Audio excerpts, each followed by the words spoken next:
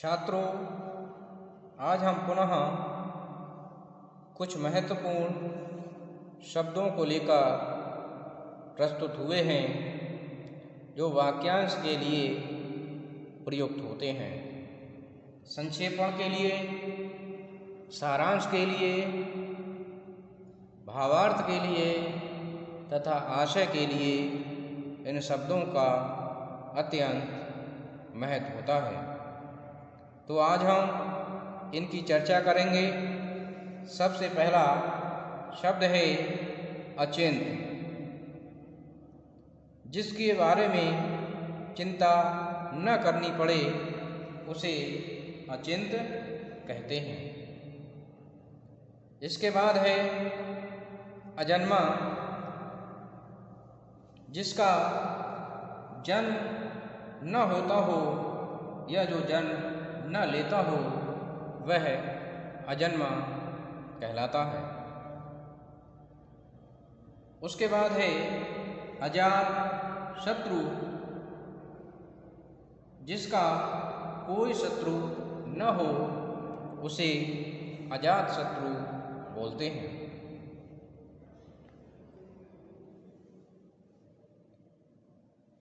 नीचे की ओर खींचने के लिए या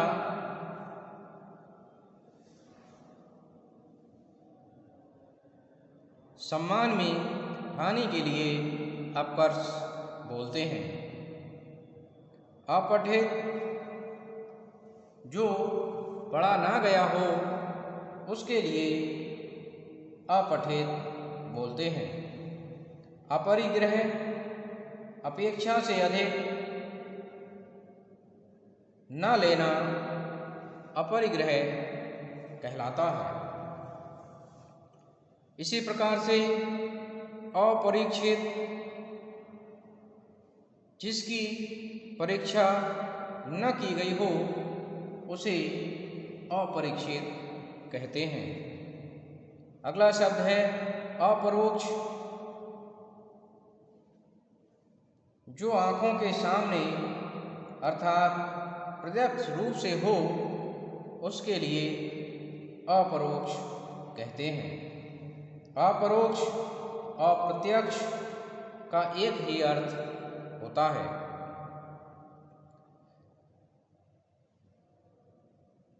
इसके बाद है अप्रत्यक्ष, जो आँखों के सामने प्रत्यक्ष न हो उसके लिए अप्रत्यक्ष बोलते हैं। इसके पश्चात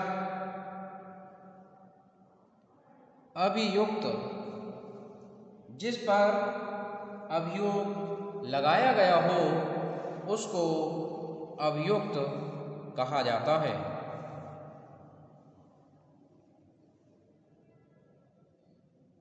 इसके बाद है अंतेवासी। अंतेवासी उस शिष्य के लिए कहते हैं जो गुरु के समीप रहकर विद्या का अर्जन करता है, उसके लिए अंतेवासी कहते हैं। अगला शब्द है अभीप्सा, किसी वस्तु को प्राप्त करने की लालसा को अभीप्सा कहते हैं। अभ्यांतर, किसी वस्तु का भीतरी भाग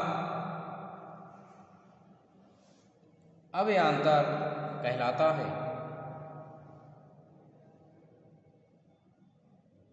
अभ्यस्त, भली भांति सीखा हुआ अभ्यस्त कहलाता है। उसके बाद है अभ्यास, किसी कार्य को बार बार करना या सीखना अभ्यास कहलाता है। उसके बाद है अरसिक, जो काव्य कला आदि में रुचि न रखता हो, उसका प्रेमी न हो, उसे अरसिक की संज्ञा दी जाती है। इसके बाद है अल्पना, चौक पूरने की कला को अल्पना कहते हैं। हम विविध त्योहारों पर जो चौक लगाते हैं उसके लिए अल्पना कहा जाता है। अवमूल्यन।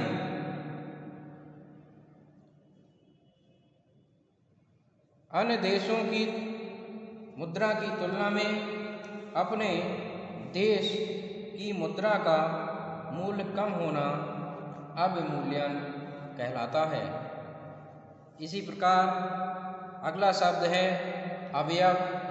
शरीर का कोई भाग अवयव कहलाता है। अगला शब्द है अविचारित। अविचारित जिस पर विचार न किया गया हो या जिस पर विचार न किया जा सके उसे अविचारित कहते हैं। अविभाज्य जिसका विभाजन न किया जा सके उसे अविभाज्य कहते हैं। अविवेक जिसमें अच्छा या बुरा समझने का अभाव हो उसे अविवेक कहते हैं। अवैधानिक जो विधान के अनुकूल न हो अर्थात जो विधान के विरुद्ध हो उसको अवैधानिक कहते हैं। उसके बाद है अस्त्र। फेंक कर चलाया जाने वाला हथियार अस्त्र कहलाता है। अहिंसा किसी पर भी हिंसा के प्रयोग से बचना अहिंसा कहलाता है। उसके बाद है अंत्यज। अंत्यज कहते हैं जिसका जन्म छोटी जात में होता है उसे अंत्यज कहते हैं। अगला शब्द है आयात। विदेश से माल को मंगाने की क्रिया के लिए आयात कहते हैं। आयात शब्द निर्यात का विपरीतार्थक भी है। उसके बाद आलोचक किसी व्यक्ति के गुण दोष आदि को देखना और उसके विषय में अपनी बात रखना आलोचक कहलाता है। उसके बाद है आशु कवि। वह कवि जो तुरंत कविता कर सकता हो उसे आशु कवि कहा जाता है। उसके बाद है अगला शब्द आकस्मिक।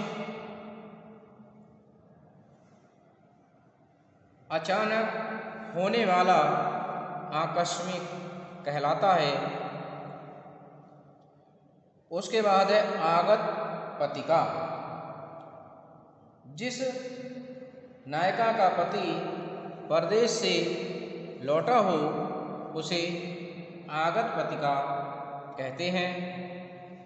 इसी प्रकार से आगमिष्यत पतिका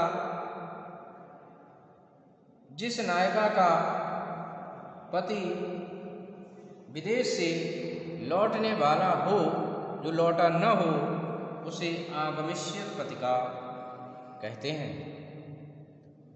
उसके बाद है आचार पूत। पवित्र आचरण करने वाले को आचार पूत कहते हैं। आदंडपात जो जन्म लेते ही मर गया हो उसके लिए आदंडपात शब्द का प्रयोग किया जाता है। इसके बाद है आद्योपांत। इसका अर्थ है आदि से अंत तक, प्रारंभ से लेकर और अंत तक के लिए आद्योपांत शब्द का प्रयोग होता है। अगला शब्द है आपाद मस्तक।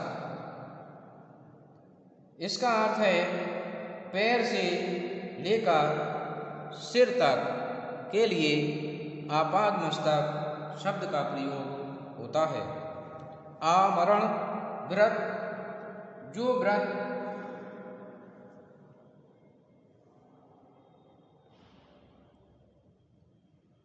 मरने पर समाप्त हो उसे आमरण व्रत कहते हैं। उसके बाद है आस्तिक, जो ईश्वर के अस्तित्व में विश्वास रखता हो उसे आस्तिक कहते हैं। आक्षेप, किसी पर दोषारोपण करना आक्षेप कहलाता है। उसके बाद है आग्रह, किसी बात पर जोर देना आग्रह कहलाता है। इसके बाद है आत्मोत्सर्ग। इसका अर्थ होता है दूसरे के हित के लिए अपने प्राणों को अर्पित कर देना आत्मोत्सर्ग कहलाता है। अगला शब्द है आत्मघाती, जो स्वयं ही अपने प्राण देने वाला हो उसके लिए आत्मघाती कहते हैं। आतंकवादी अक्सर आत्मघाती हमले करते हैं। इसके बाद है आयतन, किसी बर्तन में तरल पदार्थ रखने का स्थान आयतन कहलाता है। इसी प्रकार से शब्द है आर्थिक, रुपए और धन से संबंधित शब्द के लिए आर्थिक कहते हैं। इसी प्रकार से आश्वस्त शब्द है जिसने आश्वासन पा लिया हो, अर्थात भरोसे को जीत लिया हो, उसे आश्वस्त कहते हैं। तो छात्रों, आज हमने अनेक शब्दों के विषय में जाना जो पूरे वाक्यांश के लिए प्रयुक्त होते हैं और इनसे हम संक्षिप्त तरीके से, सामासिक सारगर्भित तरीके से अपनी बात को कह सकते हैं। धन्यवाद छात्रों।